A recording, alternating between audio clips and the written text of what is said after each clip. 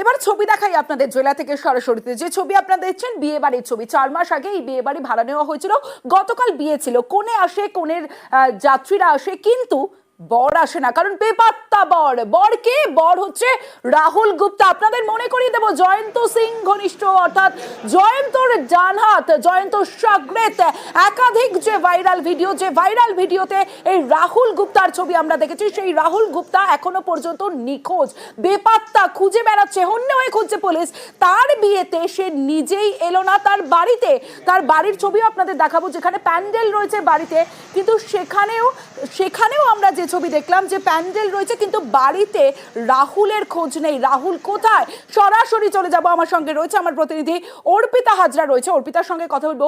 অর্পিতা, এখন প্রশ্ন একটাই, নিজের বিয়েতেও আসলো না, কোথাও গিয়ে মনে হয় একটা ভয় ছিল যে কারণ বিয়েতে আসলেই গ্রেফতার হতে পারে, কিন্তু এখন প্রশ্ন হলো রাহুল গুপ্তা কোথায়?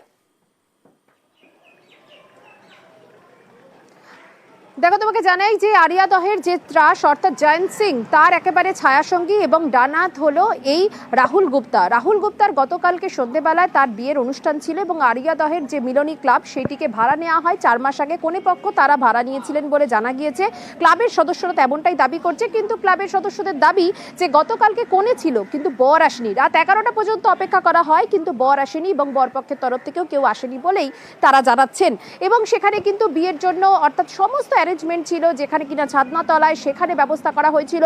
কোণে যেখানে সিংহাসনে যেখানে বসেন সেটাও সুসজ্জিত ছিল, চারিদিকে ফুল দিয়ে সাজানো হয়েছিল, বিশাল এলাহি আয়োজন হয়েছিল, কিন্তু কোণে থাকলেও বর আসেনি। বর কিন্তু বেপাত্তা, কারণ পুলিশের খাতায় পুলিশ যেটা দাবি করছে যে এখনো অবধি এই রাহুল সে কিন্তু পুরোপুরি পলাতক, তার কোনো খোঁজ মেলেনি। কারণ এই ঘটনায় অর্থাৎ এই যে চাঞ্চল্যকর যে ভিডিও, যেখানে কিনা সব জায়গায় দেখা যাচ্ছে যে রাহুল কিন্তু জয়ন্তের সঙ্গে ছিল, ফলে রাহুলের খোঁজ করছে পুলিশ। এবং রাহুলের বাড়ি গিয়েও আমরা দেখলাম যে সেখানেও কিন্তু বিয়ের সমস্ত ব্যবস্থাপনা রয়েছে, চারিদিকে এলইডি লাইটের চেন এবং তার সঙ্গে প্যান্ডেল করা, কিন্তু ডাকাডাকি করলেও কোনো রকম কোনো সাড়া মেলেনি।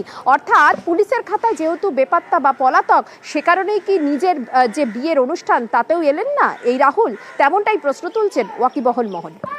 বেশ অর্পিতা, তো আজকে মণ্ডপ কি আজকে খোলা হয়েছে? হ্যাঁ, একটু আগে খোলা হয়েছে। মণ্ডপে কোনো রকম কোনো অ্যাক্টিভিটি কিছু হয়নি, মানে সেটা ঠিক আমি বলতে পারবো না, আমাদের সাজানা। কি দেখলেন? আমি এসে দেখলাম তো সব তো যেমন ছিল তেমনই আছে। হ্যাঁ, খোলার সময় কিছু দেখতে পেলাম না। যেমন কালকে সাজিয়ে গেছিলেন সেরকমই ছিল। হ্যাঁ, তো বুকিং করিনি, বুকিং করতে মেয়ে বাড়ি থেকে। আচ্ছা, বিয়ে ছিল। মানে বিয়ের রিসেপশন ছিল নাকি বিয়ে ছিল? বিয়ে ছিল। তা রাহুল গুপ্তা এসেছিলেন? না। তা কি করে বিয়ে হলো? বিয়ে হয়নি তো। আচ্ছা কি শুধু মেয়ে যেমন আছে, মেয়ে খালি এসেছে। আচ্ছা, রাহুল গুপ্তা আসেননি।